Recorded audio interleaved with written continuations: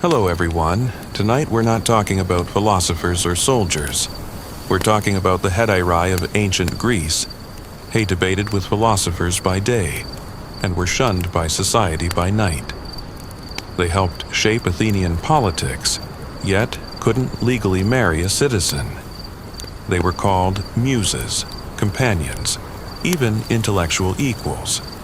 And still, they were never more than outsiders. Now, before you get comfortable, please take a moment to like and subscribe to the video, but only if you really like what I'm doing here. Let me know where you're watching and what time it is in the comments. It's always fascinating to see people joining us from all over the world. Now, dim the lights, maybe turn on a fan for that soft background hum, and let's ease into tonight's journey together. As you wander these narrow, stone-paved streets, you can almost hear the sound of sandals scuffing on the pavement, the soft chatter of men and women debating philosophy, and the gentle clink of coins as they exchanged hands. Now, imagine a woman walking past, her gait purposeful, her demeanor calm. She's a hetairai, one of the most respected types of prostitutes in Athens, a woman who enjoys freedom, wealth, and access to some of the most powerful men in the city. But her life, much like the life of all prostitutes in Greece, is anything but simple. You may expect her to be some sort of passive object, either a subject of male desire or a vessel for societal gossip. But you couldn't be further from the truth. These women weren't mere courtesans. They were intellectuals, philosophers, artists, and occasionally political influencers. These hetairai were trained in everything from the fine arts of conversation to understanding poetry, philosophy, and music. They weren't just good company. They were sought after because of their wit, charm, and unique perspectives. This was a world of luxurious dinners, where the greatest minds of the age met to debate the philosophies that would define the centuries. You could almost imagine yourself reclining on soft cushions, a glass of wine in hand, listening to the hum of philosophical ideas that passed back and forth between powerful men and women. But, as you'll find out, there's far more lurking beneath this gilded surface. But here's the thing. While you're walking this path with her, you'll soon realize that surviving in ancient Greece as a prostitute wasn't as glamorous as it might seem. You might even think, yeah, there's no way I could survive this. And you'd be right. Surviving as a prostitute in ancient Greece was no easy feat. And we're not even talking about the grim reality for those who lived in the darker corners of society. We're talking about the hetairai, the educated, the revered, the ones who dined with the highest of the high. Their lives were steeped in contradictions, where society demanded beauty, charm, and intellect, but also scorned them for their chosen profession. The fact that their power existed in a world that viewed women as little more than property makes their story all the more fascinating. As you stroll through the agora, the center of Athenian life, you can hear the chatter of citizens, the hum of debate. A hetairai, she's not like any other woman here. She's the epitome of both grace and intellect. Her appearance is impeccable, but it's her mind, her quick wit, that draws the most attention. In this world, beauty alone doesn't cut it. To be a hetairai, you must have more than just a pretty face. You must be educated. In fact, many of them were more educated than most men, especially when it came to the arts, music, and philosophy. These women weren't just about physical attraction. They were known for their ability to carry intelligent, thought-provoking conversations, and their skills were in high demand. It was their intellect, charm, and beauty combined that made them unique. Most men in ancient Greece were expected to lead lives focused on their family, politics, and war. But when they needed an escape, when they wanted someone who could not only soothe their ego but challenge their thoughts, they would turn to a hetairai. These women, highly educated and skilled in the arts of conversation, were often more than mere companions. They were companions to the powerful. They were the ones at dinner parties, engaged in philosophical debates with the likes of Socrates or Plato, sharing witty retorts and thoughtful opinions. Hetairai were the first women in history who truly shaped public discourse in a society that valued their intellect and company.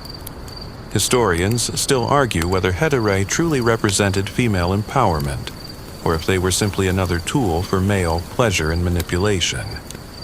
They didn't have the full freedom that women in more modern times would come to enjoy, but within the confines of their role, they wielded a surprising amount of power. Many hetairai achieved great fame, wealth, and influence, becoming close to some of the most famous leaders, generals, and thinkers of the time. Aspasia, for example, was the lover of the famous statesman Pericles and is thought to have had a significant influence on his policies. Some believe that her intelligence and charm may have played a key role in shaping Athenian democracy. Yet, despite their influence, they were still, at the end of the day, women working in a profession that wasn't fully accepted by the larger society. But the life of a hetairai wasn't as perfect as it might seem. Even with their elevated status, they lived precariously. Their wealth and status came at a cost. They had to be constantly at the top of their game. Always beautiful, always sharp, always ready for a challenge. Some, as they aged, lost their luster, and with that, their wealth and influence often began to fade. Their lives were like a ticking clock. Each moment of fame, each moment of attention, fleeting and vulnerable. You might think of the brothel as a place of basic pleasure, but it was much more than that. The life of a hetairai was one filled with philosophical discussions, political maneuvering, and intellectual stimulation. Yet, beneath this was also a relentless need to remain relevant, to be constantly in demand, and to balance the fine line between intimacy and the social obligations of their profession. As we walk in the shoes of these women, imagine what it must have been like. Imagine being the subject of admiration, worshipped for your beauty and intelligence, but still subjected to societal scorn. It's a strange, beautiful paradox that some may call the price of power. Now that we've dipped our toes into the complex, paradoxical life of the hetairai, let's take a step back and look at the larger landscape of ancient Greek prostitution. It wasn't just about the hetairai. There were many other types of women in the profession, and their roles in society varied widely. Some worked in the elite houses of the wealthy, while others found themselves on the streets, plying their trade in the shadowy corners of the city. But what really set the hetairai apart from the rest? The answer lies in their status and the fascinating distinction between the two main categories of prostitutes in ancient Greece. The first category is the pornai, a word that sounds like it's straight out of modern history, doesn't it? But back then, pornai were typically women who worked in brothels or the streets, and their status was much lower than the hetairai. These women didn't receive the same respect or prestige. Many were slaves or lower-class women, often without the education or charm that made the hetairai so sought after. Their lives were filled with constant hardship.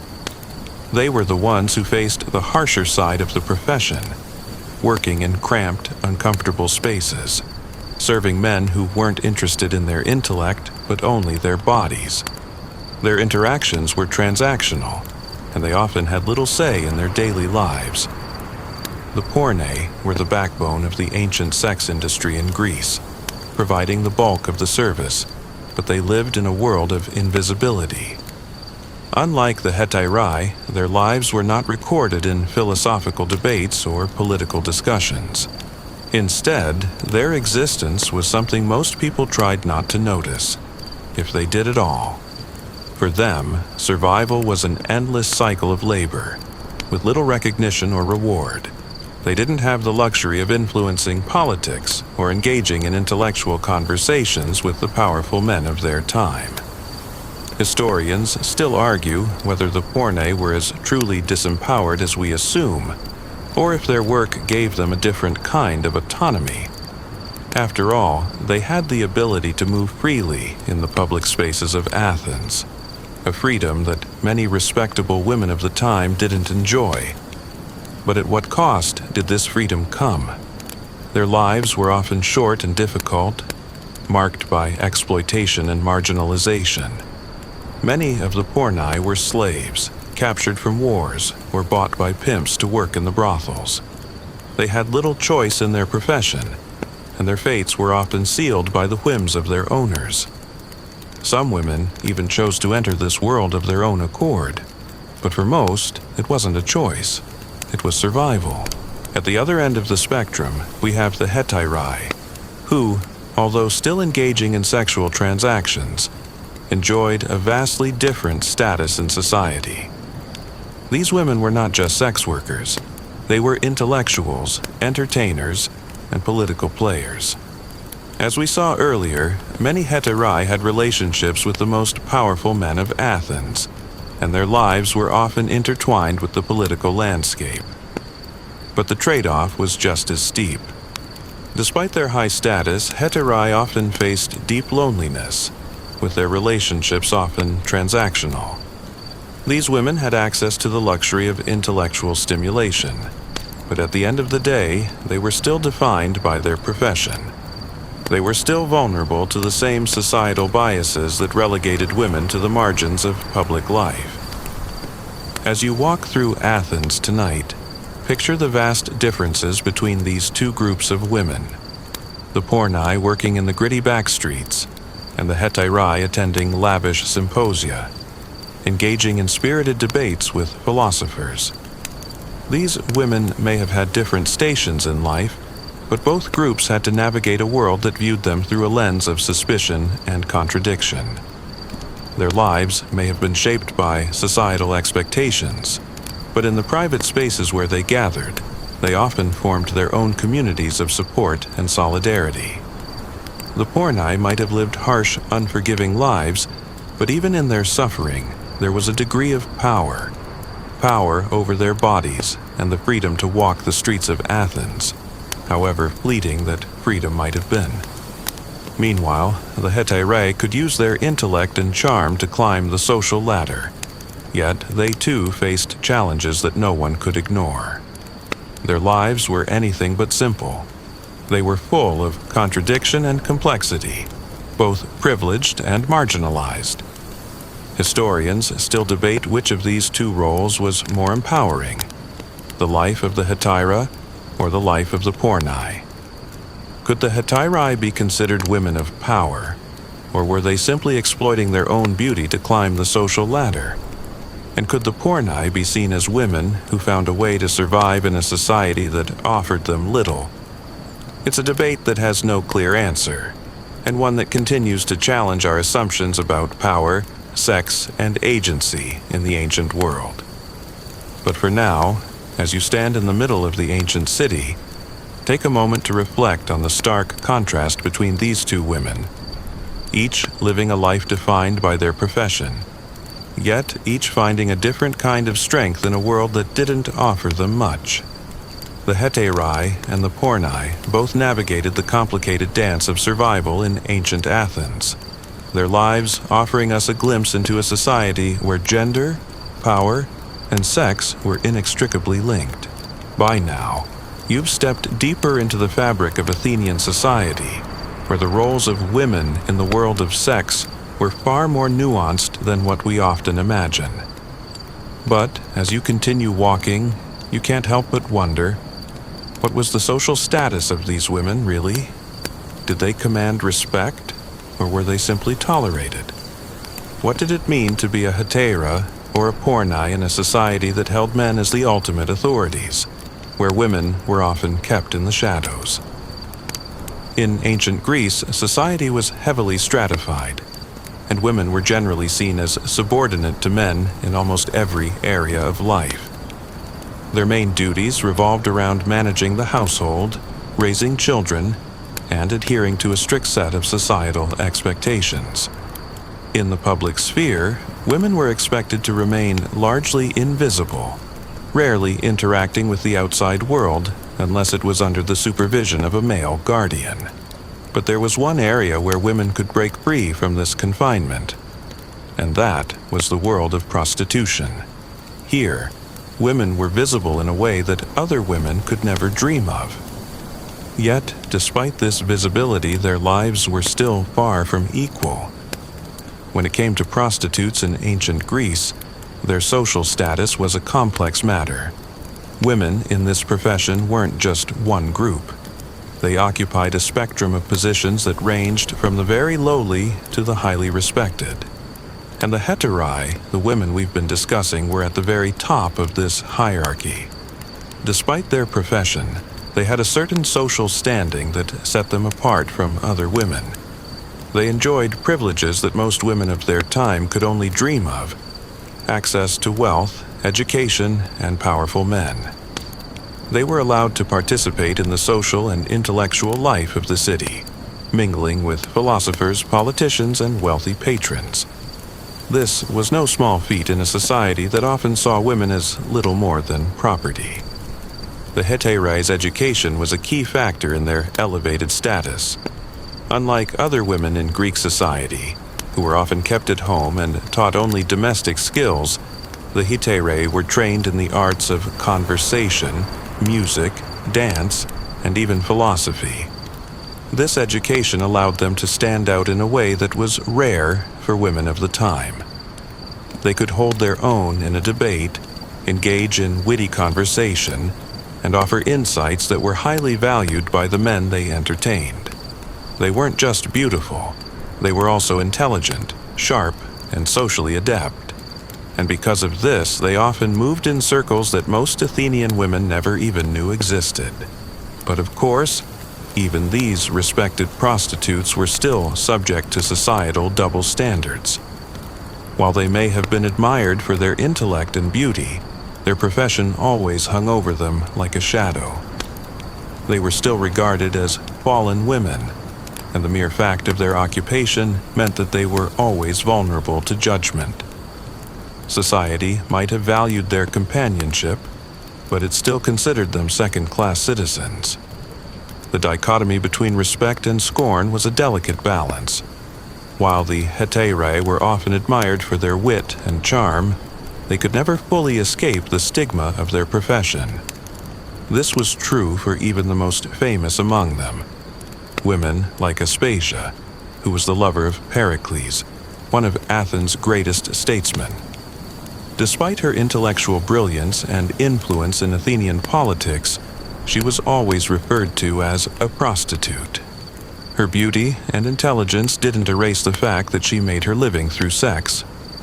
It was a harsh reality, one that no amount of intellectual achievement or political connection could entirely shake off. And then, there were the pornai, the women at the other end of the spectrum. These were the women who worked in brothels or on the streets, often slaves or of the lowest social rank. They were not admired for their beauty or intellect, but simply tolerated for their ability to provide a service. Their lives were much harder, with little hope of ever escaping the harsh realities of their profession.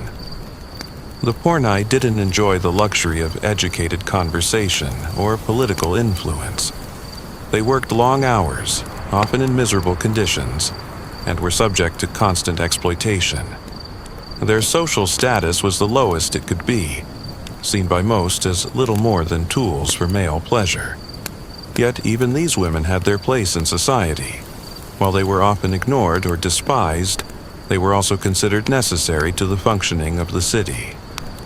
The existence of brothels and street prostitution in Athens was part of the social order, and while the pornai were relegated to the margins, they still played an essential role in maintaining the sexual economy. They were the ones who kept the men of Athens satisfied in ways that the hetairai couldn't or wouldn't be. In this way, they held a certain power, even if it was a power based in survival rather than respect. But what did the rest of society think about all this? Did anyone truly care about the lives of these women? The answer is a bit complicated. On the one hand, prostitution was an accepted part of Athenian life. There were even laws regulating it, though they were mostly focused on the protection of male patrons rather than the women themselves. But on the other hand, the stigma surrounding the profession was real. Even the hetairai, despite their elevated status, couldn't escape the label of prostitute. They were respected, but never truly equal to the men they entertained. And yet, in a strange way, the very act of being a prostitute in ancient Greece gave these women a form of autonomy. While most women of the time were confined to the private sphere, the prostitutes of Athens were free to move about in the public world. They could engage with men as equals, and even influence them in ways that many respectable women could not. This freedom, though limited, gave them a sense of agency that most other women could only dream of. Historians still argue whether this autonomy was truly empowering or whether it was simply another form of exploitation. Some see the hetairai as empowered women who wielded influence over powerful men, while others view them as women who used their beauty and intelligence to survive in a society that didn't offer them many other options. And what about the pornai? Were they simply victims of a system that used their bodies for pleasure? Or were they women who found a way to carve out a life in a society that had little room for them? These are questions that continue to challenge our understanding of gender, power, and survival in the ancient world. The lives of these women, whether they were hetairai or pornai, offer us a glimpse into a society where women were expected to be both invisible and indispensable. They were at once objects of desire and political players, marginalized yet necessary. In the world of ancient Greece, sex wasn't just about pleasure. It was about power, survival, and the struggle to find meaning in a society that didn't offer much for women to hold on to. Now that we've unpacked the varying roles of prostitutes in ancient Greece, it's time to zoom out and take a closer look at the lives of Athenian women in general. What was it like for a woman in this ancient city who wasn't a prostitute? What were their lives like compared to those of the women who walked the fine line between respectability and scorn? To understand the status of women in Athens, you need to picture a world that was primarily built by and for men. Women's roles were confined to the home, where they were responsible for managing domestic duties, cooking, cleaning, child-rearing, and weaving textiles. In public, they were expected to remain largely invisible, leaving the active life of politics, business, and war to their fathers, husbands, and sons. In many ways, women were seen as property, their value tied to their ability to produce heirs and maintain the household. But for the women who found themselves in the world of sex work, life looked dramatically different. As we've seen, hetairai were able to step outside the constraints of traditional womanhood, entering spaces that most Athenian women would never have dared to enter. They could engage in intellectual debates, attend symposia, and even wield influence over the political landscape. But the life of a respectable Athenian woman was far more constrained. Women in Athens, especially those from respectable families, were expected to marry young and spend their days within the walls of their homes. They were usually married off at a young age, sometimes as young as 12 or 13, and were then responsible for managing the household, bearing children, and maintaining the family's honor. But unlike their hetairai counterparts, they were not allowed to participate in public life. Their education was limited, focusing mostly on domestic skills like cooking and weaving, and any intellectual pursuits were largely reserved for men. This stark difference between the lives of hetairai and other women in Athens highlights the delicate balance between power and subjugation that women in ancient Greece had to navigate. While hetairai enjoyed the freedom to engage with men in ways that respectable women never could, they still faced the burden of being labeled fallen women by society. For the majority of women, life was about staying out of the public eye, being faithful wives and mothers, and keeping the household running smoothly. They were expected to be beautiful, but not too beautiful, to be virtuous, but not too virtuous. Yet, in some ways, even the lives of the women confined to their homes weren't as restrictive as we might imagine. While respectable women in Athens weren't encouraged to leave the house, they still had influence within the home. They were the ones who managed the slaves, made the important decisions about the household, and took care of the children. In some households, especially those with wealth and power, women had a degree of control that allowed them to shape the domestic sphere and even influence the men in their lives.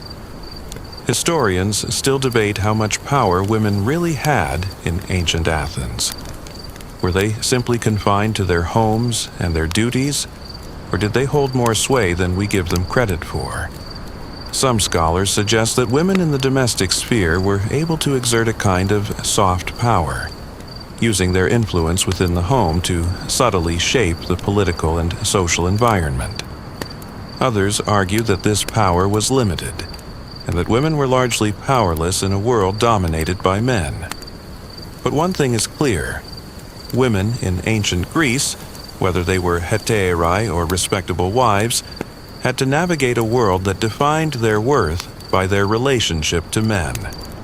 For the hetairai, this meant learning the art of conversation, developing intellectual skills, and forming relationships with powerful men in order to gain influence. For the majority of women, it meant accepting their place in the home and finding ways to wield influence within their limited sphere of action. So, what was it really like to be a woman in ancient Athens? For most, it was a life of seclusion, governed by the rules of marriage and motherhood. But for the women who found themselves in the world of sex work, especially the hetairai, life was full of contradictions. They had access to the high society of Athens, but they could never fully escape the stigma of their profession. They were both celebrated and scorned, admired for their beauty and intellect, yet forever marked by the nature of their work.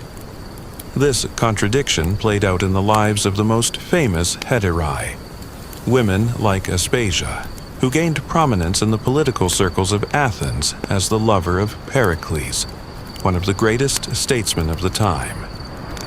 Aspasia was educated, intelligent, and influential, and her influence on Pericles is still debated by historians today. Some believe she may have been the true architect behind many of Pericles' most important decisions, while others suggest that she was merely a muse for his political ideas.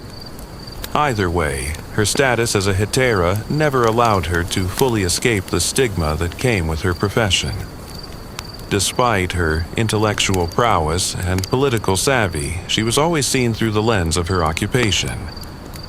The lives of hetairai weren't all glamour, however.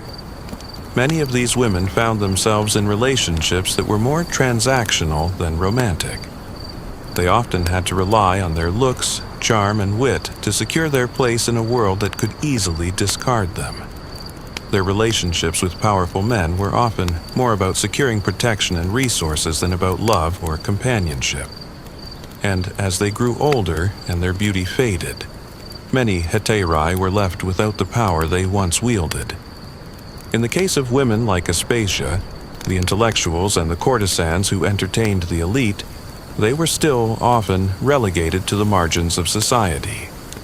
Their influence was real, but it was rarely acknowledged in the way that a man's power would be. They were, in many ways, the women who lived in the shadows of the men they supported. Historians still argue about the true nature of these women's roles. Were they empowered by their influence, or were they merely pawns in a game of male dominance? It's a question that has yet to be fully answered, and one that continues to provoke discussion. But tonight, as you walk through the ancient city, imagine what it must have been like for these women, caught in a world of contradictions, navigating their place in a society that both celebrated and scorned them. Their lives were defined by their profession, but within that profession they found ways to shape their destiny. Whether hetairai or respectable wives, the women of ancient Greece were bound by the same fundamental question. How could they survive and thrive in a world that rarely offered them a chance at true equality? As the night deepens and you continue through the lively streets of Athens, you can't help but wonder how the women of ancient Greece truly survived in their complex world. In a society that dictated so much of their identity based on their relationship to men, how did these women navigate their fates? How did they adapt to a world where their worth was often judged by their ability to meet expectations that were constantly shifting? Where respectability was only a thin veil covering the harsh realities of their lives? We've already seen that the lives of hetairai were paradoxical, admired for their beauty and intellect, yet forever tethered to the stigma of their profession. They enjoyed more privileges than most women of their time, but this privilege came with its own set of challenges and dangers. Their success depended on their ability to maintain beauty and charm, and as time passed, their status could quickly fade. Yet, within this system of power and exploitation, the hetairai managed to carve out spaces of relative autonomy. In doing so, they navigated a precarious balance between freedom and vulnerability. Now, let's take a closer look at the actual work these women did. What did a typical day look like for a hetairai? And how did they survive in a profession where their very livelihood depended on their ability to constantly entertain, please, and charm their wealthy and influential patrons? One thing that stands out about the work of a hetairai is the extreme level of emotional and intellectual labor involved. Unlike the pornai, who worked in brothels and were often restricted to physical interactions, the hetairai were expected to provide not only physical pleasure but also intellectual stimulation. They were the life of the parties, the clever conversationalists who kept the room entertained, and the women who could speak to power on the same level as the men they entertained. Their ability to converse on a wide range of subjects, from philosophy to politics, was key to their success. These women were not only expected to be physically attractive, but also intellectually stimulating, making them highly sought after by the most prominent men in society. At the heart of the hetairai's work was the symposium, an event where wealthy men gathered to drink, talk, and engage in intellectual debate. The hetairai were often invited to these events, not just for their beauty, but for their skills in conversation and entertainment. Their presence was a form of social capital, and their ability to engage with the guests on a deep intellectual level gave them power in a world that rarely allowed women to exert any influence. Yet, while these women were celebrated for their wit and intellect, they were also vulnerable to exploitation. Their status as hetairai made them valuable, but it also meant that they were constantly at the mercy of the men who controlled their livelihoods. The relationships they had with these men, though often filled with intellectual and emotional connection, were, at the end of the day, transactional. They had to maintain their charm, beauty, and intelligence to stay in demand, which could be exhausting. They lived in a world that valued them only for their ability to please and entertain, and that could lead to a deep sense of loneliness and isolation, no matter how much adoration they received. For the hetairai, survival in their profession meant more than just maintaining beauty. It meant developing a complex web of relationships, using their intellect to gain favor and influence, and learning how to navigate a world where even the most respected of them were still seen as fallen women. Their work was an intricate dance between power and vulnerability, respect and scorn. They had to be constantly aware of their position in the social hierarchy, never allowing themselves to get too comfortable or complacent, as their status could change at any moment. Imagine yourself as a hetairai. You've spent years cultivating your charm, your education, your reputation. You've established relationships with powerful men who admire your intellect and beauty, and you found a niche in Athenian society where your status allows you some degree of autonomy. But every day is a balancing act. Every conversation you have with a patron is an opportunity to reinforce your place in this world, but it's also a reminder of the fragility of your position. One misstep, one unflattering rumor, and your influence could vanish. You're constantly at the mercy of forces beyond your control. Forces that view you both as an object of desire and a source of intellectual stimulation. Your life is defined by the transaction that exists between your body, your mind, and the men who seek your companionship. Historians still debate the true emotional toll this lifestyle took on hetairai. While some suggest that the women who lived in this world were able to control their destinies, others argue that they were no more than sophisticated courtesans, used by the powerful men they entertained. The emotional labor required of these women was intense, and while they may have wielded a certain amount of influence, their lives were also filled with pressure and uncertainty. What's most fascinating about the hetairai, though, is that they were not simply passive figures. They were active participants in the shaping of Athenian society. Despite the stigma attached to their profession, they were able to form relationships with the most powerful men in Athens, and in some cases they helped shape the political and intellectual climate of the time. Yet, for all their influence, they could never fully escape the judgment of society. They were celebrated for their minds, yet reduced to the status of prostitutes the moment they were no longer desired by the powerful men they entertained. Their lives were paradoxical, lives defined by both freedom and vulnerability. As you stand here in the middle of Athens, consider the precariousness of the hetairai's existence. They were women who carved out a space for themselves in a world that left little room for women to assert themselves. Their work was exhausting, emotional, and, at times, lonely. But it also allowed them to enjoy privileges that other women could only dream of. These women were the intellectuals of their time, the philosophers, the confidants, and the muses of the men who shaped ancient Greece. By now, you've come to understand just how complex the lives of hetairai were. Lives filled with power, influence, and intellectual stimulation, but also burdened with expectations, vulnerability, and constant scrutiny.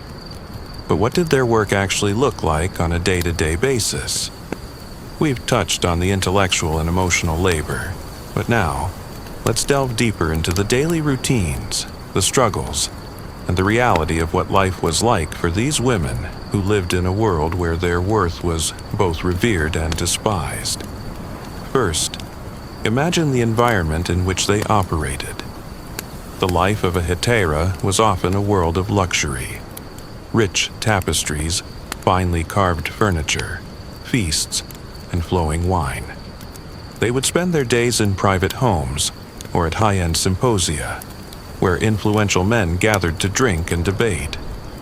But for these women, this life was far from easy, and their days weren't spent lounging around enjoying the fruits of others' labor. Every interaction, every conversation, was an opportunity to maintain their place in a society that could easily discard them once they lost their appeal. Their job wasn't just about beauty, it was about presence. These women had to be charming, clever, and able to navigate the intellectual conversations that often defined the elite circles of Athens. Imagine yourself in a lavish banquet hall, surrounded by the brightest minds of the time. Men who were more than capable of challenging your intellect.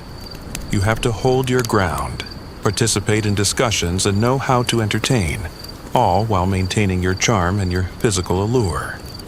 Every moment is a performance, a carefully crafted dance between beauty and intellect. In the early morning, after the hustle of the previous night's gathering, the hetairai would prepare for their next event. They would rise early to tend to their appearance, making sure their hair, makeup, and clothing were perfect. This wasn't vanity, it was survival. A hetairais beauty was a key asset in the game of Athenian social life, and she had to be on top of it every single day. But, as you might imagine, the pressure to maintain such an image was exhausting. These women were constantly under scrutiny, constantly being judged not just for their intellect or charm, but for their physical appearance. Historians still debate how much pressure these women faced to maintain their beauty. Did they feel liberated by their status, or were they simply slaves to society's impossible beauty standards? Some suggest that, in a world that measured women's worth by their appearance, hetairai may have had little choice but to succumb to the constant pressure to be perfect.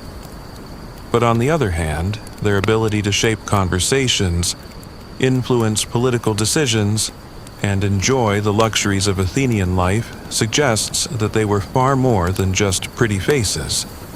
They were intellectuals, entertainers, and often political players in their own right.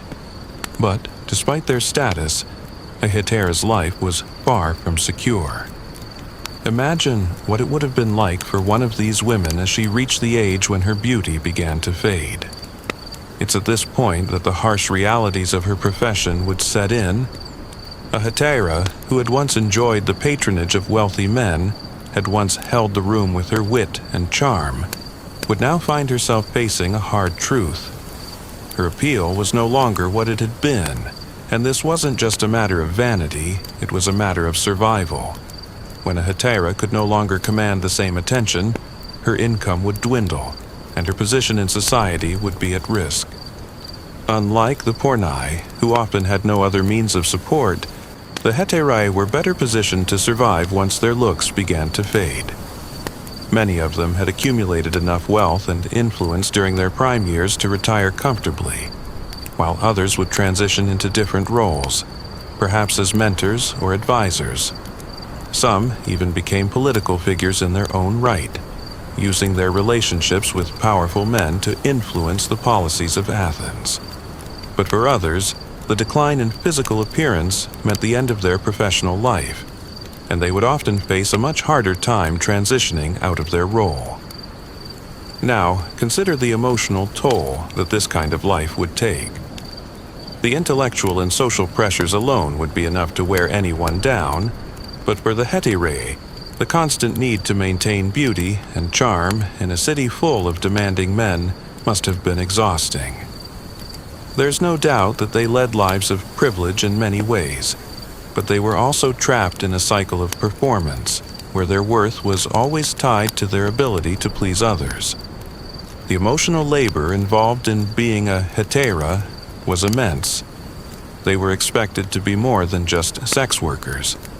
They had to be entertainers, confidants, and intellectual equals to the men they entertained. And when they began to lose their physical appeal, they had to find other ways to remain valuable. Historians still argue about how much agency these women really had. Some see them as empowered figures who used their intelligence and beauty to carve out a place for themselves in a male-dominated society. Others view them as victims of a system that exploited their talents for the enjoyment of the powerful. But regardless of how you view them, one thing is certain. Hetairai were at the center of a social system that allowed them certain freedoms, but also placed immense pressure on them to conform to societal expectations. Their lives were defined by an ongoing struggle between autonomy and exploitation. For the men who sought their companionship, the hetairai represented something more than just a sexual outlet. They were symbols of intellect, charm, and social prestige. A wealthy Athenian man who could boast of having a hetairai at his side was seen as a man of great taste, someone who appreciated both the beauty and the intellect of these women. Yet, in a city where honor and status were of utmost importance, a hetairai could never fully escape the stigma attached to her profession. She might dine with the elite, but she was always a step removed from true equality with the men she entertained. The question remains, Were these women truly empowered, or were they merely participating in a system that exploited them for their bodies and minds? Did their social freedom come at too high a cost, one that ultimately left them vulnerable to the passing tides of time and society's ever-shifting desires? Historians still debate these questions, but there's no denying that the lives of hetairai were shaped by complex forces of power, gender, and survival that continue to provoke discussion and reflection. As you wander through Athens tonight, consider what it must have been like to live in this delicate balance. A hetairais life was a performance, one that required constant vigilance and immense emotional and intellectual labor. And as the night draws to a close, think about the challenges these women faced, how they navigated a world that both celebrated and scorned them. Their stories, full of contradictions, still offer us valuable lessons on the intersection of beauty, intellect, and survival, in a society that often defined women by their relationships to men. As the night deepens and you continue walking through the illuminated streets of Athens, you might find yourself wondering about the true nature of the relationships these hetairai had with the men they entertained. Many of them were far more than just lovers or companions. They were intellectual partners, advisors, and sometimes even political influencers. But how did these women, who were simultaneously celebrated and scorned, navigate the delicate dance of power, intimacy, and influence in a society where their worth was defined by their beauty and intellect? One of the most fascinating aspects of the hetairais' role was the unique nature of their relationships with the powerful men of Athens. These women were often the lovers, confidants, and even political partners of some of the most influential figures of the time. Take Aspasia, for example, one of the most famous hetairai in ancient history, known for her association with Pericles, the Athenian statesman.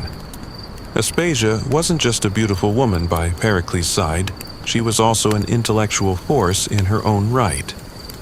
It's believed that she influenced Pericles' policies and even had a hand in shaping the ideals of Athenian democracy. In some accounts, she was even seen as a co-author of some of Pericles' most important speeches.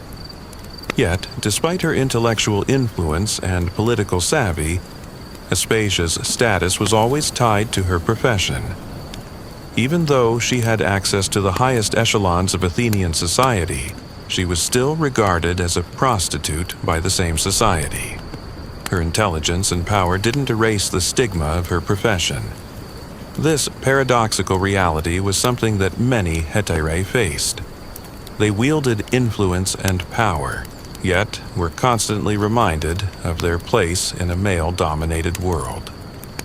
Imagine yourself walking alongside Aspasia, watching her as she navigates the corridors of power, moving effortlessly between the men who shape Athenian politics, all the while maintaining her poise and charm. You would be struck by her ability to participate in discussions about philosophy, politics, and governance, all while being an object of desire. Her beauty, intellect, and social connections allowed her to thrive in a world where women were generally excluded from public life. But even for someone as powerful as Aspasia, the social stigma that came with being a hetairai was always present, lurking just beneath the surface. Historians still debate the extent of Aspasia's influence over Pericles, with some suggesting that she may have been the true architect behind many of his key decisions. Others argue that her influence was more symbolic, that her role as a hetairai was, in the end, simply to inspire and support Pericles rather than to shape policy directly. Regardless of how much power Aspasia actually had, her life is a testament to the complexities faced by hetairai. They weren't just objects of desire, they were women who navigated the intricacies of power, influence, and intimacy in a world where their very existence challenged societal norms. But let's step back for a moment and examine how the relationships between hetairai and their patrons actually functioned on a more personal level. These women were expected to offer not only physical pleasure, but also companionship, emotional support, and intellectual engagement. In many ways, the relationship between a hetairai and her patron was transactional. But it wasn't always just about money or physical gratification. These women often provided the men they entertained with something they couldn't find elsewhere: intellectual stimulation and emotional connection. In a society like Athens, where the political and social spheres were dominated by men, the hetairai were rare creatures. Women who could match men in both intellect and charm. It wasn't uncommon for a hetairai to become a trusted advisor to the men they entertained. Men like Socrates, Plato, and Pericles were all known to have had relationships with women who were intellectual equals, women who could engage them in conversation and debate on the same level. The bond between a hetairai and her patron was often forged through these conversations, as they challenged each other's ideas and perspectives. For these women, relationships weren't just about social status or financial gain. They were about intellectual partnership and emotional connection. The hetairai didn't simply serve the desires of men, they engaged with them on a deeper level, often becoming trusted companions and advisors. These relationships were founded on a balance of power, with both the hetairai and her patron offering each other something valuable in return. The hetairai offered intellectual and emotional engagement, while the patron provided financial support and access to the upper echelons of Athenian society. Yet, despite the mutual benefits of these relationships, there was always an underlying tension. The hetairai were constantly aware of their position in society. They were never fully accepted by the elite, and their relationships with powerful men always carried the weight of their profession. Even the most famous hetairai, women like Aspasia, were always labeled as prostitutes, regardless of their influence or intellect. This label was something they could never escape, no matter how much power they wielded. Imagine the emotional complexity of such relationships. You're a hetairai, a woman who has spent years cultivating your intellect, charm, and beauty. You're admired and respected by the most powerful men in Athens, and yet you are still seen as an outsider. No matter how much influence you gain, no matter how many political discussions you participate in, you will always be relegated to the margins of society. Your worth is always tied to your beauty, your ability to entertain, and your willingness to engage in relationships that are, at their core, transactional.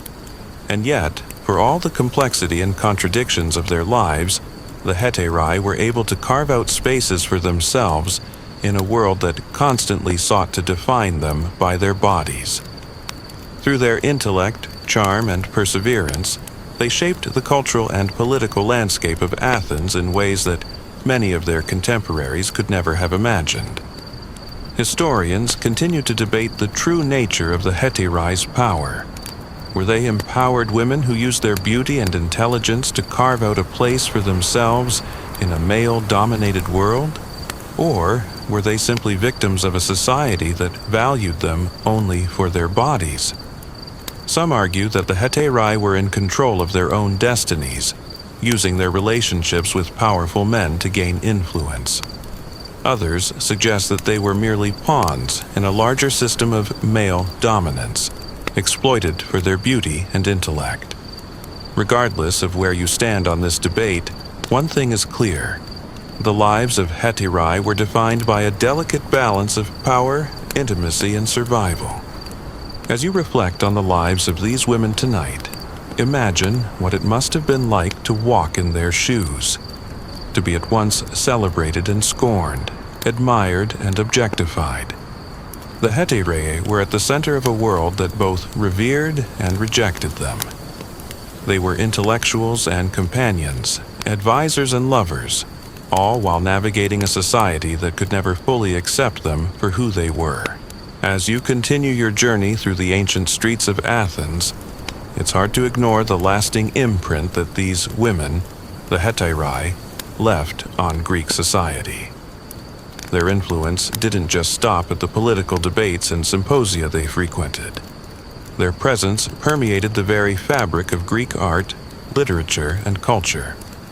But while their intellectual and social contributions were notable, their legacy is tangled with the ambiguity of their roles.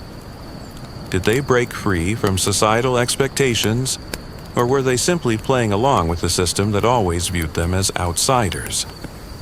One of the most fascinating aspects of the hetairais' influence is how they were portrayed in the art and literature of their time.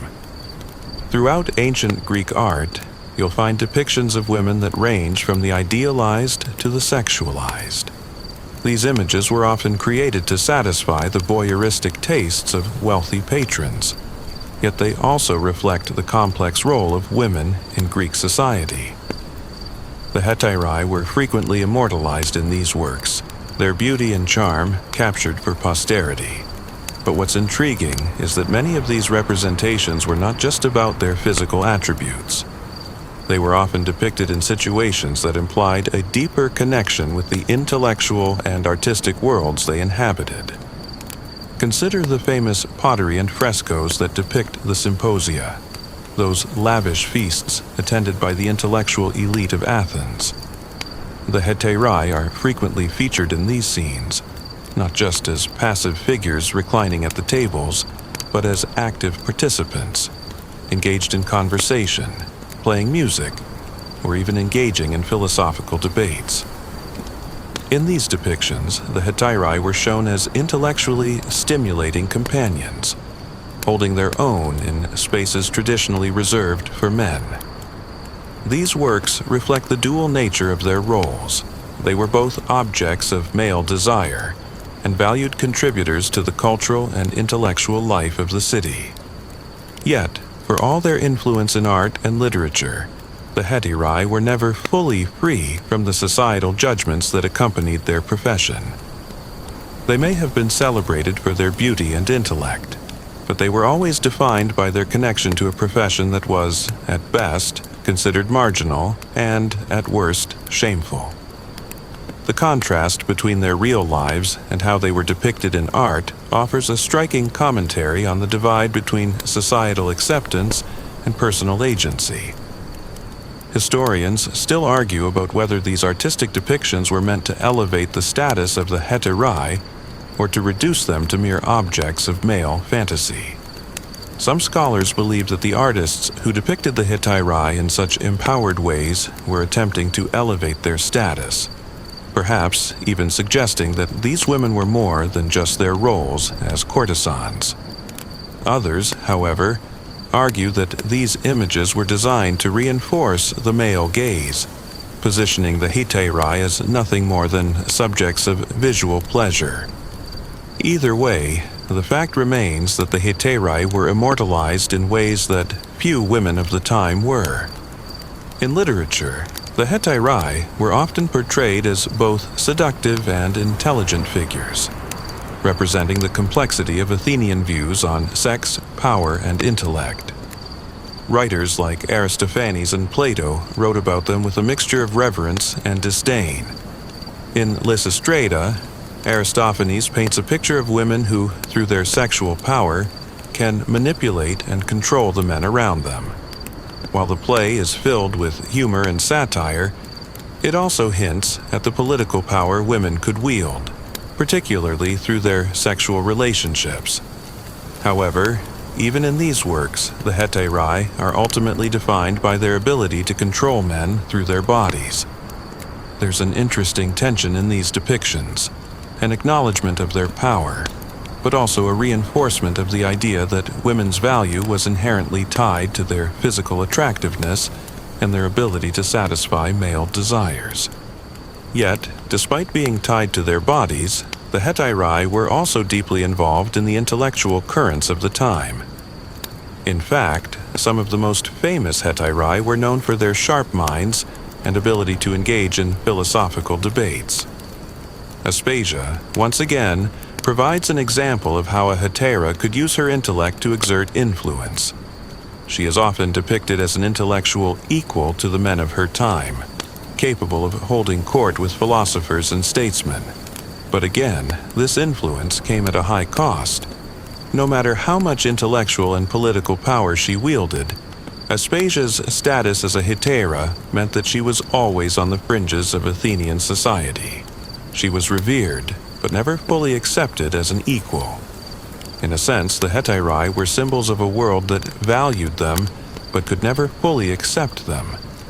They were allowed to enter spaces typically reserved for men, but their access to these spaces was always conditional on their beauty, charm, and intellectual prowess. They may have been celebrated as companions and muses, but they were also marked as women who existed in a liminal space, neither fully respected nor fully rejected. Their existence was an ongoing negotiation between autonomy and exploitation, respect and scorn. They were celebrated for their contributions to Greek culture, yet they remained vulnerable to the same societal pressures that dictated the lives of all women at the time. The portrayal of the hetairai in art and literature speaks volumes about how Greek society viewed women in general. While these women had access to intellectual and social power, they were always defined by the system that used them for pleasure, companionship, and conversation. The hetairai were intellectuals and political players, but they were also objects of male desire. They existed in a world where their bodies were both their greatest asset and their greatest liability. Imagine yourself as a hetairai in the midst of this contradiction. You've spent years cultivating your beauty, intellect, and charm. Yet, you're always reminded of your position as a fallen woman. You're adored for your mind, yet reduced to your body. You have access to the highest levels of society, but you can never escape the stigma attached to your profession. Your life is a delicate balance between influence and marginalization, power and vulnerability. In the end, the legacy of the hetairai is one of complexity. These women were celebrated and reviled in equal measure, their roles in society both powerful and precarious. They left behind a legacy that still sparks debate and reflection today, challenging our assumptions about gender, power, and agency. As the night settles in and you wander through the quiet, moonlit streets of Athens, you might find yourself contemplating the less visible side of the hetairais' existence. We've seen their influence in art, literature, and politics, but what about the struggles they faced? For all their beauty and intellect, the lives of these women were often fraught with challenges: emotional isolation, social stigma, and the constant pressure to maintain their allure. Their existence in Athenian society wasn't all intellectual feasts and lavish parties. Beneath the gilded surface, their lives were complicated by the harsh realities of being a woman in a patriarchal world.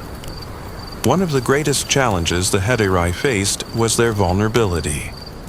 Even though they held considerable influence in Athenian society, their status was always precarious.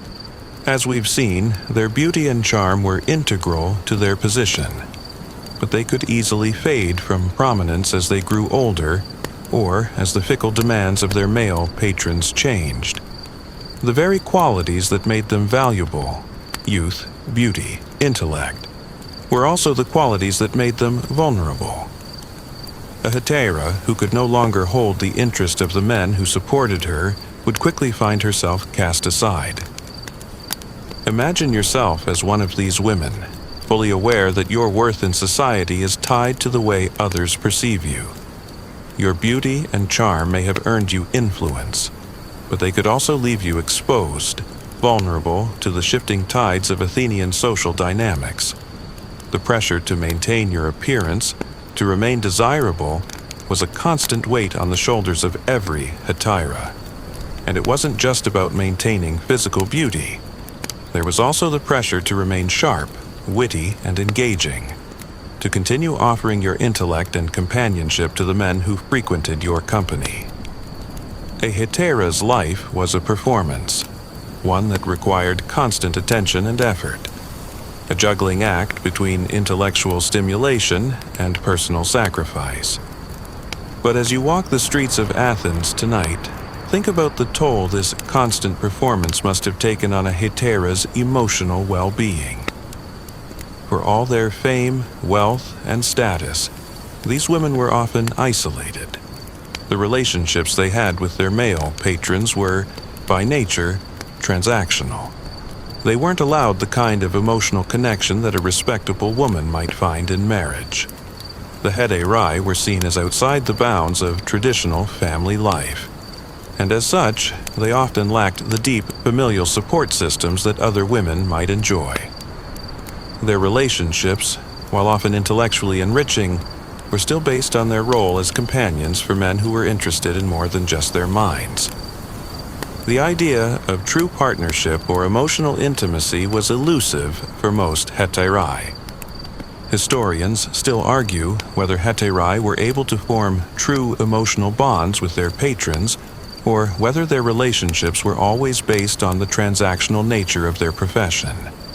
Some suggest that hetairai formed meaningful, intimate connections with the men they entertained, while others argue that their relationships were primarily based on mutual exploitation, men using women for pleasure and women using men for social advancement. It's difficult to say definitively, but the emotional isolation these women faced is hard to ignore. In a society where they were constantly on display, constantly performing for an audience, where could a hetairai find a space for genuine connection? Another layer to the emotional isolation of the hetairai was the societal scorn they faced. No matter how much power or influence they gained, they were always viewed through the lens of their profession. The very nature of their work meant that they were constantly judged. Even women like Aspasia, who had a profound influence on Pericles and Athenian politics, were never fully accepted by society. Aspasia's intellect and charm may have shaped the policies of Athens, but she was always labeled as a prostitute by those who couldn't see beyond her profession. Her influence was acknowledged, but only in the context of her relationships with powerful men. This scorn, this constant reminder of their marginality, must have weighed heavily on the hetairai. They had access to a level of power and privilege that most women could only dream of, but this came with the burden of being constantly reminded that they would never be fully accepted. They could entertain the most influential men in Athens, but they would always be considered outsiders. This societal scorn created an emotional divide between the hetairai and the society they helped shape.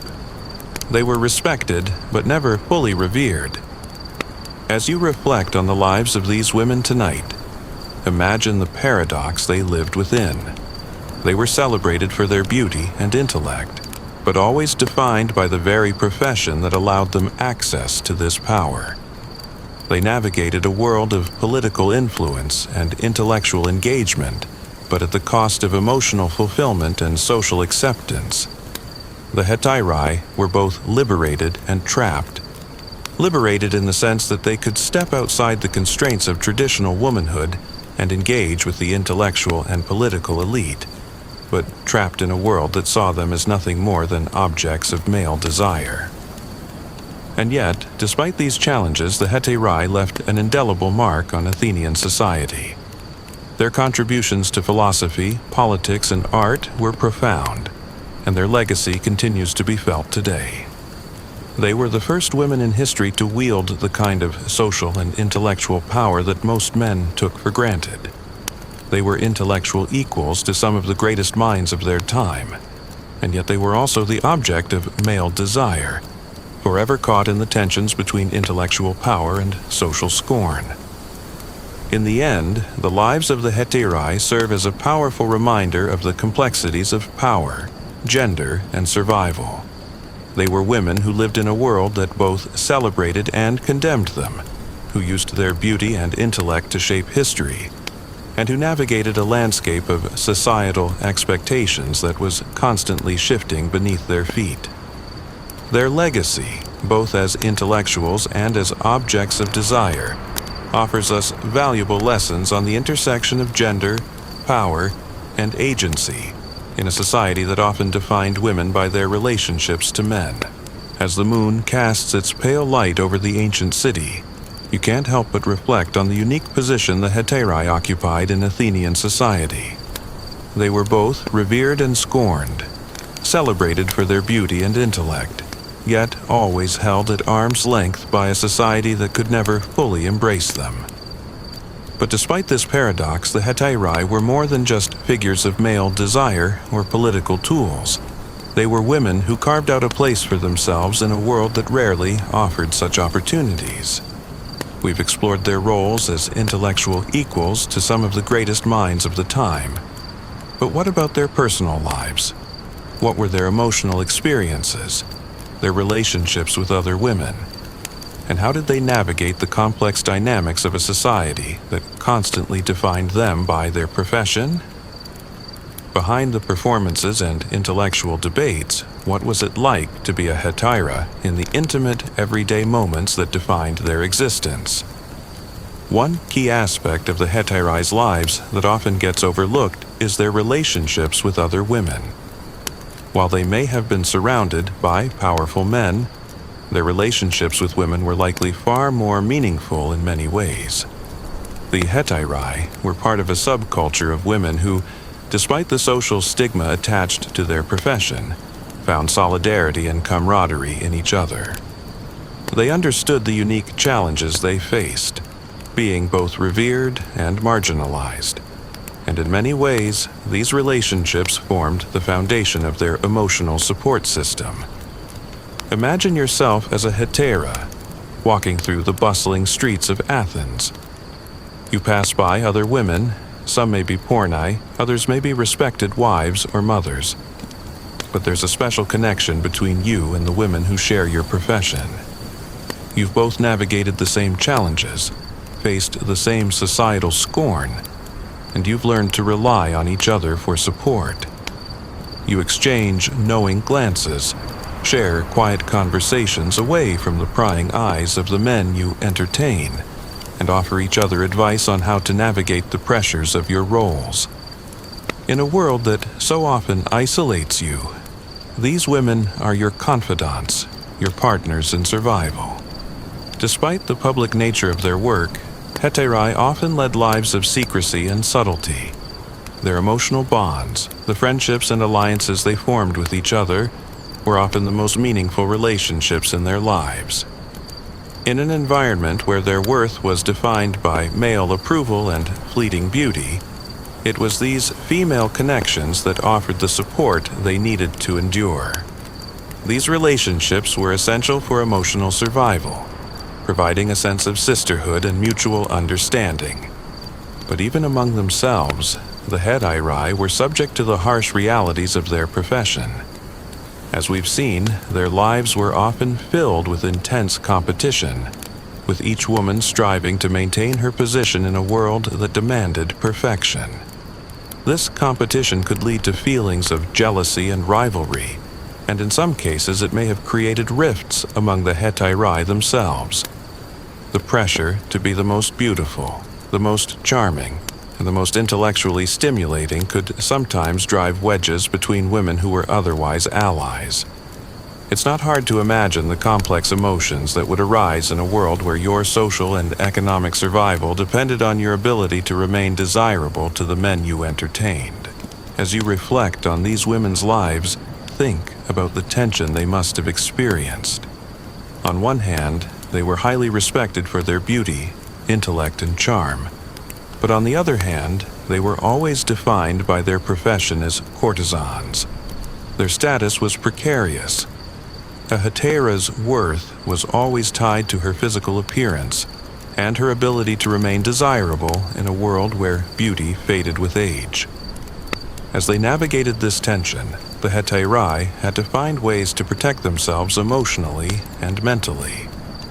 Their relationships with other women were often their source of strength, and these friendships may have been the only places where they could find true emotional connection.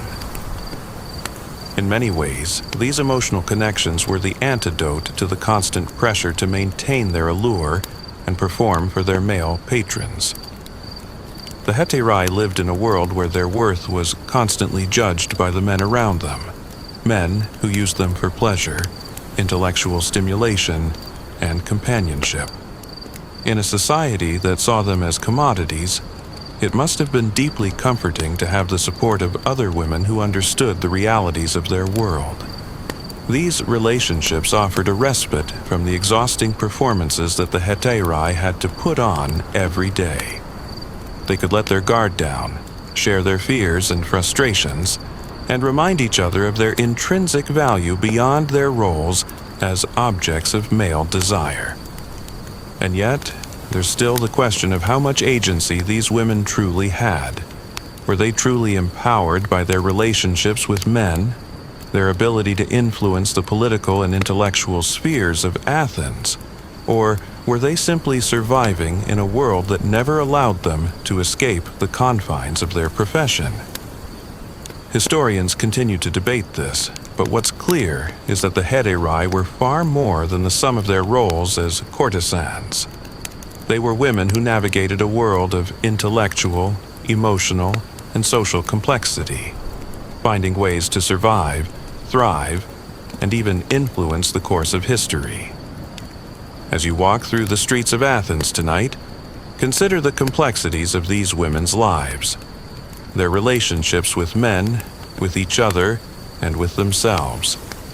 Their lives were marked by contradictions. They were revered for their intellect, yet scorned for their profession. They were objects of desire, yet intellectual equals to the greatest minds of their time. They left behind a legacy that continues to challenge our ideas about power, gender, and survival, offering us a glimpse into a world where women found ways to carve out spaces of autonomy, even when society tried to define them solely by their bodies. As the quiet hours of the night settle over Athens, you might find yourself reflecting on one of the most persistent and poignant questions regarding the hetairai. How did their lives affect the society they inhabited? And how did the changes in their roles shape the world beyond ancient Greece? The hetairai were far more than mere courtesans. They were active participants in shaping the cultural, intellectual, and political landscape of their time. Yet, despite their influence, their legacies are often clouded by the tension between their public power and the societal scorn they endured. What was it about their existence that still resonates? And how did they survive the constraints of their time? These women, who wielded intellect and charm as tools for survival, had to navigate a society where they were both celebrated and shunned, their very worth dictated by the shifting dynamics of desire, beauty, and intellect. For all their participation in intellectual circles, they were always marked by their profession, and this dichotomy often overshadowed their contributions to the world. But as the years passed, their impact on Greek society became undeniable, woven into the fabric of the city's culture, literature, and philosophy. Despite the fleeting nature of their work, where age or changing beauty could determine their survival, the legacy of the hetairai was far more enduring. They were women who didn't simply rely on physical appeal. They demanded recognition through intellect, and in doing so they challenged the traditional roles assigned to women in Athenian society. In many ways, the hetairai provided an alternative model to the passive, domestic existence that most women were confined to. They redefined what it meant for a woman to be influential, moving beyond the roles of wife and mother to take on the mantle of philosopher, confidant, and political advisor. They played a part in shaping the intellectual and political currents of their time, subtly influencing the trajectory of Athenian democracy and culture. Take Aspasia again, who is often cited as a prime example of how a hetairai used her intellect and charm to leave an indelible mark on Athens. Her influence was not just political, it extended to the intellectual circles of the time. where she became a trusted advisor and companion to Pericles. Aspasia was a woman who could stand toe-to-toe with the men who dominated the Athenian political scene, engaging in complex discussions about philosophy, politics, and art. Her life serves as a testament to the power of the hetairai to shape ideas and influence events, even as they were never fully accepted into the circles they helped define. But while some hetairai like Aspasia wielded significant influence, many others struggled to find their place in a world that constantly reduced them to their profession. Even the most respected of these women were never fully embraced by Athenian society. They were the ultimate outsiders, allowed to participate in intellectual and political life, but never fully accepted as equals. The very nature of their profession meant that they were always tied to the transient, the fleeting nature of male desire and patronage. The hetairai status was one of constant vulnerability. Despite their intellect, beauty, and influence, they were always one step away from being discarded as their physical appeal faded or the whims of their male patrons shifted. For most hetairai, their profession was a means of survival in a world that did not provide many alternatives for women. They could gain wealth, power, and respect through their work, but these benefits were always contingent on their ability to meet the expectations placed upon them.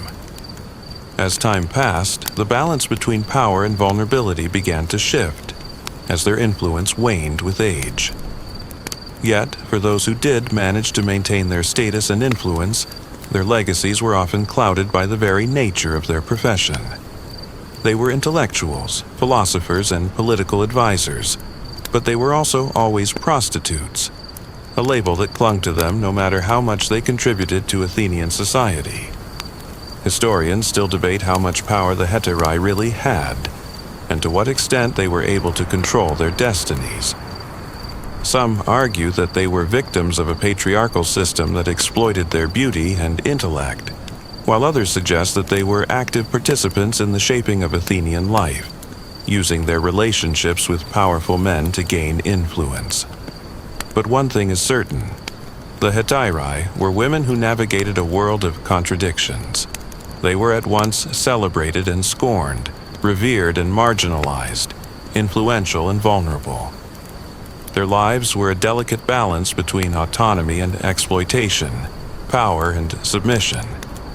Imagine yourself as one of these women, a hetairai who has spent years cultivating beauty, intellect, and charm. You've gained influence, you've participated in political and intellectual debates, and you've earned the respect of some of the most powerful men in Athens. But despite your accomplishments, despite your intellectual prowess, you can't escape the label of prostitute. You are constantly reminded of your place in society, constantly aware that your power is fragile and fleeting. As time passes, your beauty fades, and the patronage you once enjoyed slips away. The relationships you built, the influence you gained, can't protect you from the inevitable decline that comes with aging. And yet, despite all of this, you persevere.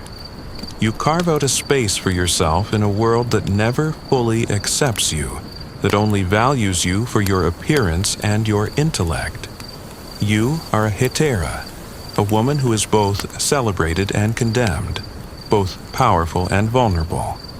And in the end, it is your resilience, your ability to navigate the contradictions of your life, that leaves a lasting impact on Athens. In a sense, the hetairais' story is the story of women throughout history who have had to carve out spaces for themselves in worlds that rarely offered them agency. These women fought against the constraints of their time, using their intellect, charm, and resilience to survive and even thrive in a world that often tried to define them by their bodies. Their legacy is one of complexity, of navigating a world of contradictions, and carving out a place of influence in a society that never fully accepted them. They were women who redefined what it meant to be powerful, even as they faced the constant reminder that their power was never truly their own. As you walk through the streets of Athens tonight, consider the stories of these women. Women who defied the expectations of their time and left a legacy that still reverberates today. Their lives were not easy, nor were they uncomplicated, but they managed to survive and even thrive in a world that demanded everything from them while giving them nothing in return. And in the end, that survival is what defines them. The hetairai were not just women of beauty and intellect. They were survivors in a world that tried to define them in ways they could never accept.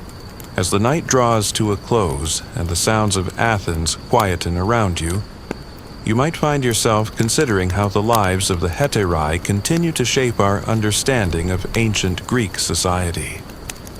These women, whose lives were marked by contradictions and complexity, remain symbols of both empowerment and subjugation. Their influence on the intellectual, political, and cultural fabric of Athens was undeniable. Yet their lives were always bound by the limitations of their profession. But what about the broader societal structures that enabled them to wield power? What can we learn from their survival in a world that offered them so few opportunities? The legacy of the hetairai goes beyond their individual stories. These women were a product of a larger system, one that both constrained and empowered them. Athenian society was built on strict gender roles, where women were expected to remain in the domestic sphere, raising children, managing households, and adhering to the moral expectations of a patriarchal culture. But the hetairai existed outside of these norms, creating a space for themselves in a world that typically excluded women from public life. At the heart of their ability to navigate this world was their access to power through their relationships with men. Men of status, wealth, and influence were their patrons, and it was through these men that the hetairai gained access to intellectual circles, political power, and the lavish comforts of a high society. But these relationships were transactional. Hetairai were admired for their beauty, wit, and intellectual prowess, but they could never fully escape the social stigma attached to their profession. They were objects of desire, yes, but they were also women who used their intellect and charm to navigate a complex world of power dynamics. Despite the personal and emotional toll their work often took, the hetairai proved that it was possible to thrive in a society that rarely allowed women to achieve such status. They did so by subverting the traditional roles assigned to women.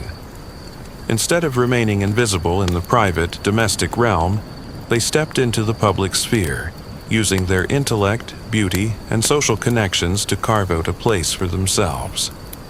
This ability to navigate the fine line between intellectual engagement and social exploitation is what made the hetairai such fascinating figures in Athenian society. But their story is not just one of personal survival. It's also a reflection of the gender dynamics at play in ancient Greece. The hetairai were able to access power and influence through their relationships with men, but their power was always contingent on their ability to meet the desires of these men. It was a world where women's worth was defined by their ability to entertain, please, and challenge the men around them. While they could shape political and intellectual life, they could never fully escape the limitations placed on them by their profession. Think about it. For all their influence and power, the hetairai were never fully free. They lived in a world where their worth was constantly in flux, where they were admired one moment and discarded the next. Their beauty could fade, their patrons could turn away, and their place in society could be lost. This constant cycle of rising and falling, of power and vulnerability, was a defining feature of their lives. It's a reminder of how precarious power can be, especially when it's tied to the whims of others. In many ways, the lives of the hetairai reflect the broader struggles women have faced throughout history. Their story is one of resilience, of women finding ways to navigate systems that were designed to limit their power and influence. Despite the societal norms that sought to keep them in their place, The hetairai used their intellect, beauty, and charm to carve out spaces of autonomy and influence in a world that rarely allowed women to do so. They were intellectuals, entertainers, and companions, but they were also survivors in a world that constantly tried to define them by their bodies. As you walk through the quiet, cool streets of Athens tonight, take a moment to consider the long-lasting impact of these women. They lived at the intersection of power and vulnerability, of respect and scorn, but they also left a lasting mark on the intellectual and cultural history of their time. In their struggle for survival, they paved the way for a rethinking of women's roles in society, challenging the traditional ideas of what it meant to be a woman in ancient Greece. The hetairai remind us that power is not always something that is given. It is something that can be taken, carved out, and claimed, even in the most challenging of circumstances. Their legacy challenges us to reconsider the way we think about power, agency, and survival, not just in the context of ancient Greece, but in our own time as well. Their ability to navigate the fine line between respect and exploitation offers a powerful lesson in resilience and the complexities of gender and power. So, as you stand here in the heart of Athens tonight, imagine the hetairai walking the same streets, their lives marked by contradictions and complexity. They were women who fought against the expectations of their time, who used their intellect and charm to carve out a space for themselves in a society that rarely allowed them to do so. Their legacy is one of resilience, of power gained through intellect and survival, and of a reminder that even in the most restrictive systems, there are ways to assert one's autonomy, to challenge the status quo, and to leave a lasting mark on history. As you stroll deeper into the heart of Athens, surrounded by the grandeur of ancient architecture and the hum of history, it becomes apparent how much the legacy of the hetairai is woven into the fabric of Athenian society. But their influence didn't just stop with politics, philosophy, or art. It extended into the moral and social debates that defined the culture of the time. How did these women, celebrated for their charm and intellect, fit into the moral fabric of a society that constantly judged them? And what does this tell us about the broader themes of power, desire, and the shifting definitions of virtue? The hetairai lived in a space between the acceptable and the forbidden, constantly navigating the boundaries between what was deemed virtuous and what was considered taboo. In a world where sexual purity and moral conduct were highly valued, the very existence of the hetairai challenged these ideals. They were revered for their beauty, their intellectual prowess, and their ability to entertain, but they were never fully integrated into Athenian society in the way that wives and mothers were. Instead, they occupied a precarious space. They were considered outsiders, even as they moved in and out of the highest circles of society. To understand the complexity of their existence, one must first consider the moral landscape of ancient Greece. The city-state of Athens, known for its democratic ideals and philosophical achievements, was also a place deeply entrenched in traditional views on gender and sexuality. Women, in general, were expected to remain confined to the private sphere, managing the household, raising children, and performing duties that upheld the integrity of the family. The hetairai were an anomaly.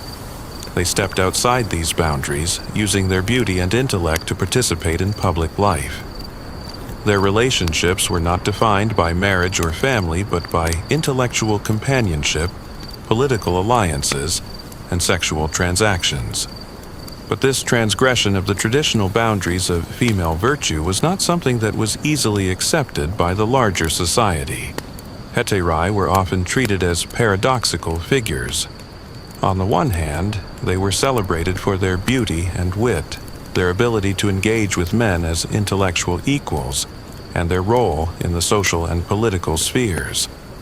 On the other hand, they were always seen as lesser than the women who fulfilled their traditional roles as wives and mothers. They were frequently looked down upon by the wider society, viewed as fallen women, despite the respect they earned within the exclusive circles they frequented. This tension between respect and scorn is perhaps most evident when examining the way the hetairai were viewed by the moral philosophers of the time.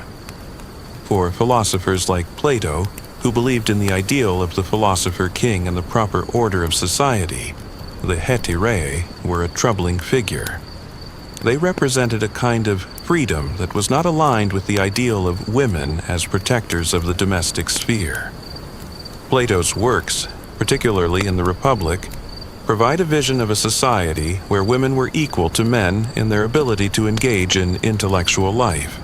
But even in his idealized version of society, hetairai would be excluded, as their work was viewed as corrupting the natural order.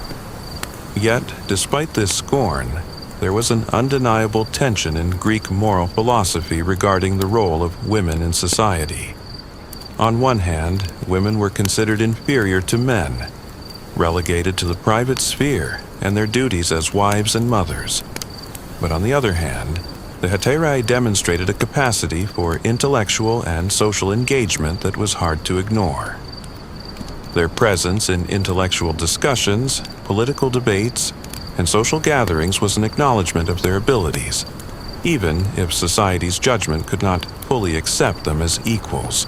The moral ambiguity of the hetairai was reflected not only in philosophy, but also in the legal and social structures of Athens. Legally, the lives of hetairai were governed by different rules than those for respectable women. They had more freedom to move about in the public sphere, and some even had the legal right to own property. But this freedom was not without its limitations. Hetairai were still dependent on their male patrons for their livelihood, and they could never fully escape the stigma of their profession. In this way, their freedom was always a double-edged sword. It gave them access to power, but it also left them vulnerable to exploitation. For many hetairai, the line between autonomy and exploitation was difficult to navigate. They may have had more freedom than other women in terms of social mobility and intellectual engagement, but this freedom was always linked to their ability to meet the desires of their male patrons.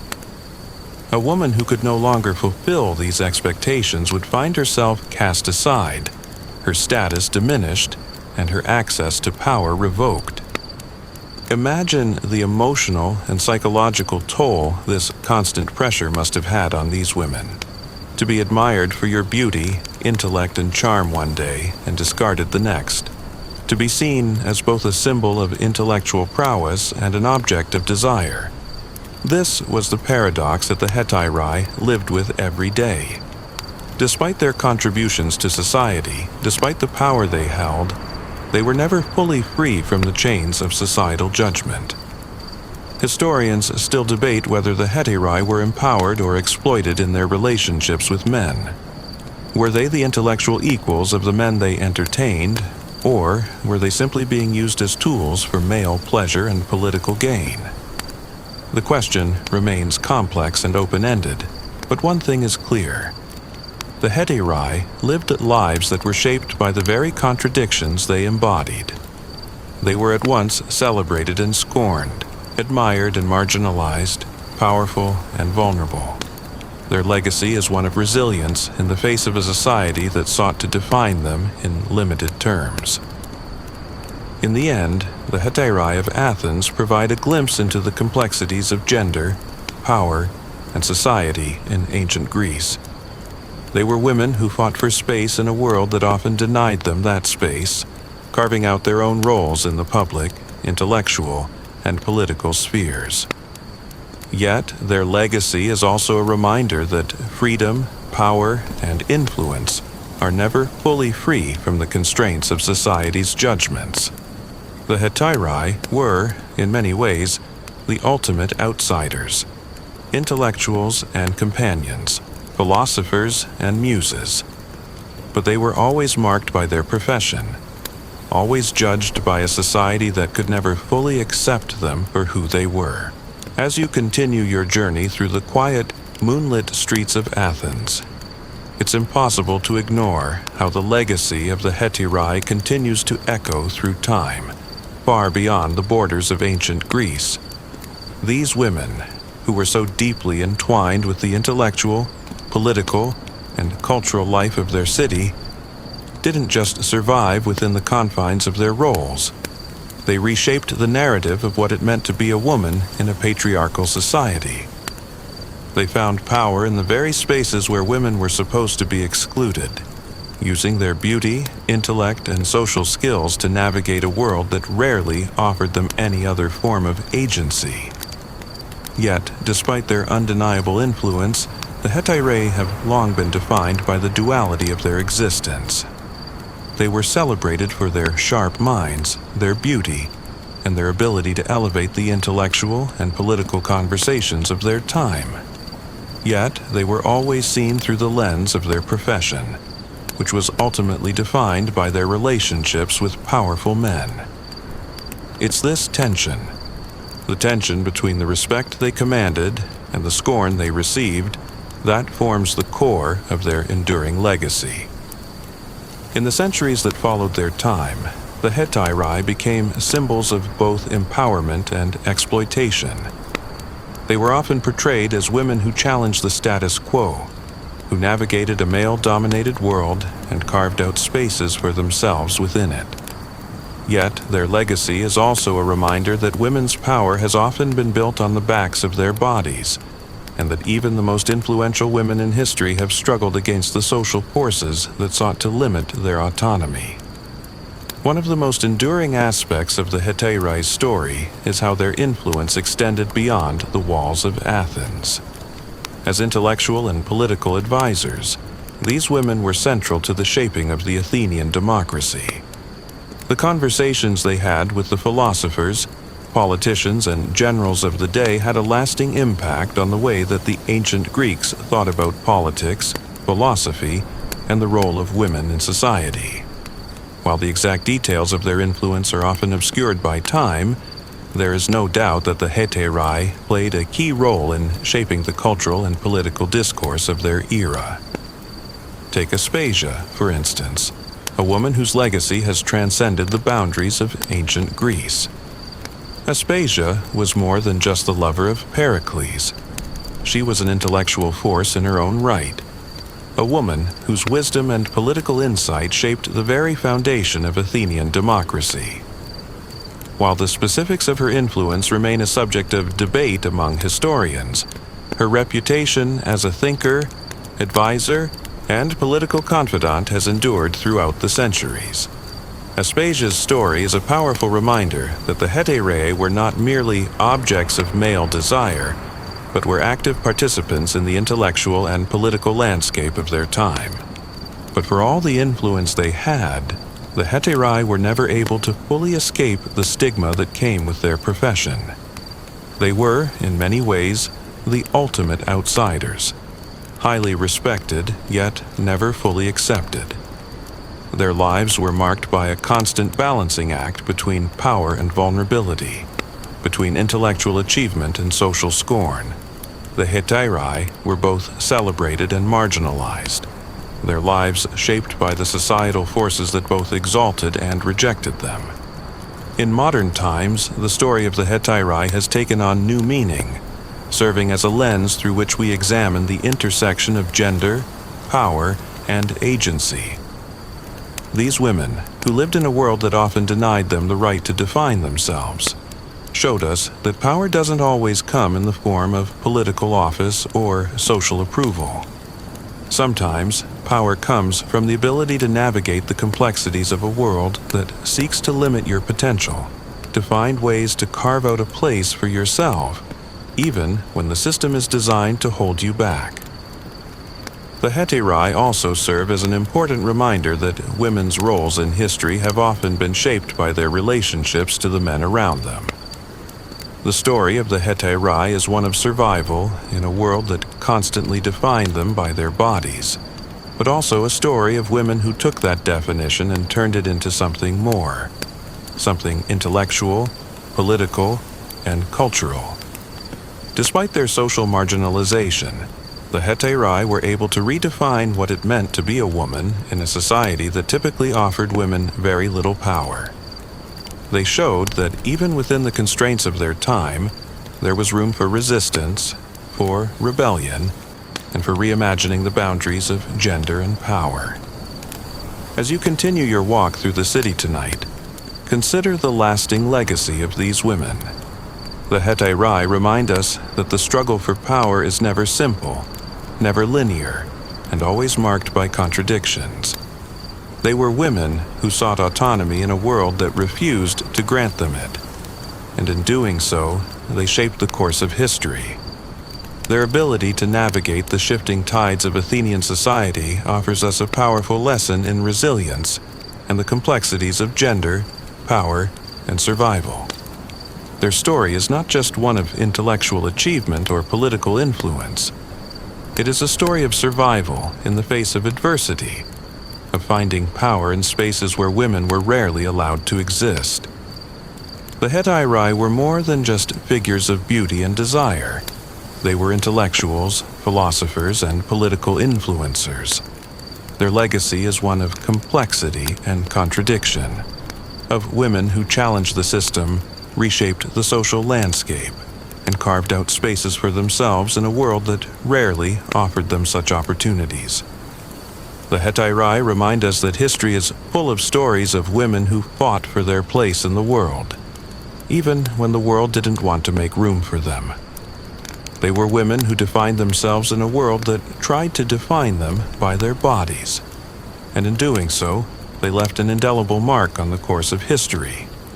Their legacy lives on, not just in the dusty scrolls of ancient texts or the statues of forgotten gods, but in the ongoing struggle for gender equality and the recognition of women's power and influence. As the last whispers of the evening settle in and the quiet of Athens envelops you, you may begin to realize the depth of the hetairais' legacy. Their lives were paradoxical, filled with tension and contradiction, but also full of lessons that continue to resonate even in the present day. The hetairai were women who, despite being marginalized and defined by their relationships with powerful men, managed to carve out their own spaces of power, intellect, and influence. They were living symbols of the complex intersections between gender, power, and survival. And as we reach the final moments of this journey, we must reflect on the lasting impact they left on history.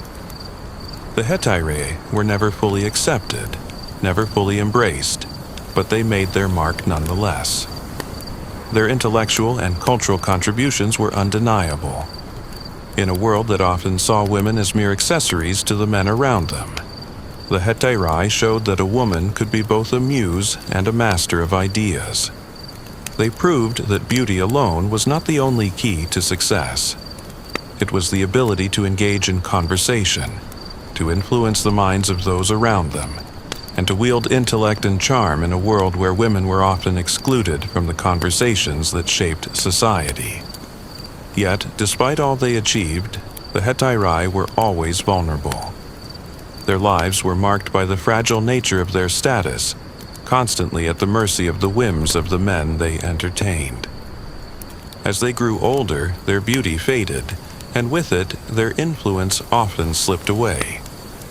But what is most remarkable is that, even in the face of this uncertainty, the hetairai were able to use the very system that sought to exploit them to their advantage.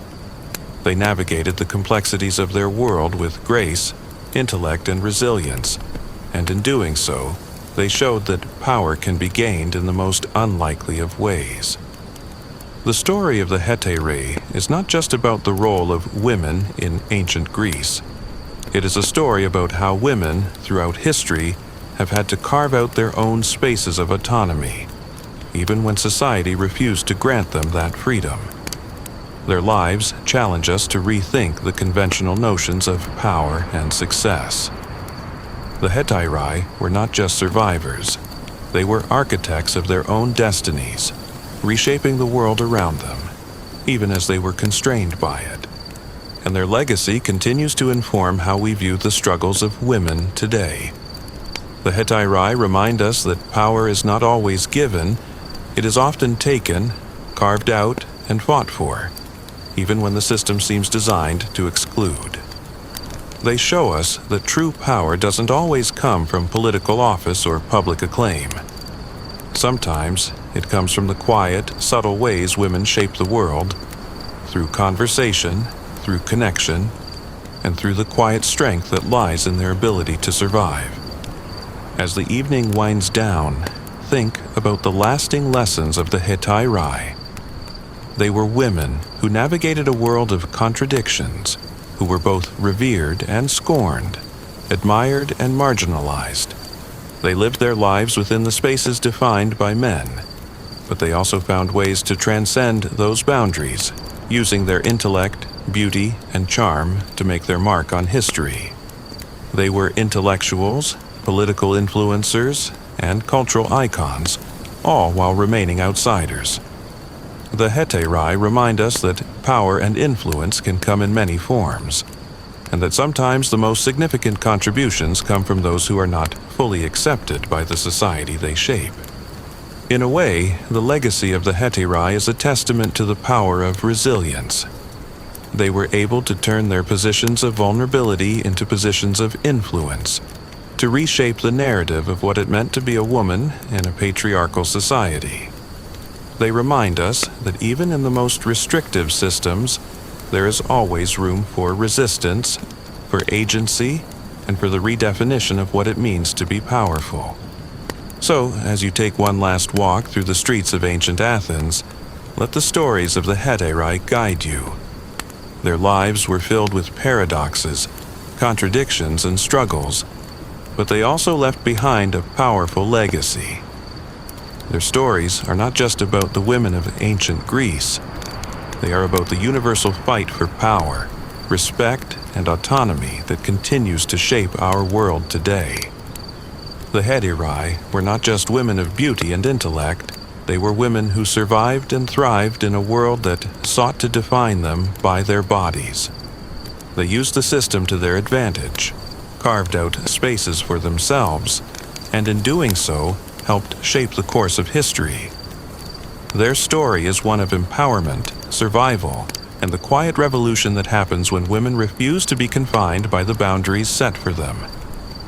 Now, as the final whispers of the day fade, think of the hetairai and their enduring legacy. They were women of power and vulnerability, celebrated and scorned, but always defying the limits set before them.